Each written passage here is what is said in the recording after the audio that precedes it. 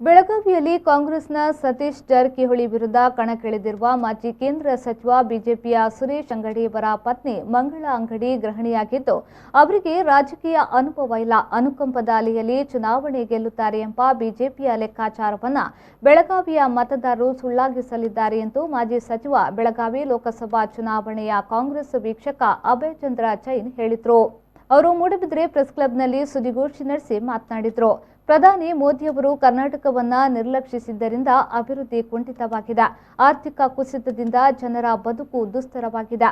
ಈ ಬಾರಿಯ ಉಪಚುನಾವಣೆಯಲ್ಲಿ ಮೋದಿ ಹೆಸರು ಹೇಳಿಕೊಂಡು ಚುನಾವಣೆ ಗೆಲ್ಲುತ್ತೇವೆ ಎಂಬ ಭರವಸೆ ಬಿಜೆಪಿಗೆ ಇಲ್ಲ. ಅಲ್ಲದೆ ಬೆಳಗಾವಿ ಲೋಕಸಭಾ ಚುನಾವಣೆಗೆ 28 ವರ್ಷದ ಸುದೀರ್ಘ ರಾಜಕೀಯ ಅನುಭವ ಇರುವ ಹಾಗೂ 2 ಬಾರಿ ಸಚಿವರಾಗಿದ್ದ ಜಾರಕಿಹೊಳಿಯ ಎದುರು ಗೆಲ್ಲುವುದು ಅಸಾಧ್ಯ ಎಂದರು.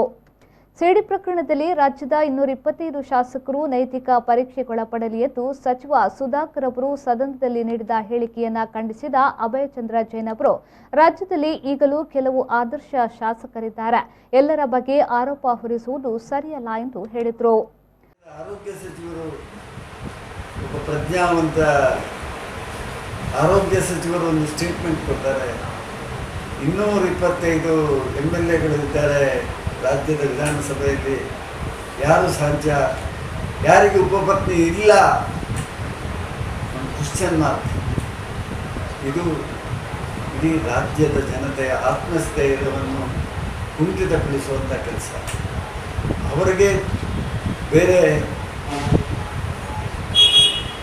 ಕುಟುಂಬ ಇರ್ಬೋದು, ಆದರೆ ಬಹುತೇಕ ರಾಜಕಾರಣಿಗಳು ಒಳ್ಳೆಯ ಮನದನಿಂದ ಬಂದವರಿದ್ದಾರೆ, ಆದರ್ಶ ವ್ಯಕ್ತಿಗಳಿದ್ದಾರೆ, ಆದರ್ಶ ಕುಟುಂಬಗಳಿಂದ ಬಂದಿದ್ದಾರೆ, ಜನಸೇವಕರಾಗಿ ಕೆಲಸ ಮಾಡುವವರಿದ್ದಾರೆ. ಅವರಿಗೆಲ್ಲ ನೋವಾಗಿದೆ. ಪ್ರೇಮಶ್ರೀ ವಿ4 ನ್ಯೂಸ್ ಮೂಡುಬಿದ್ರೆ.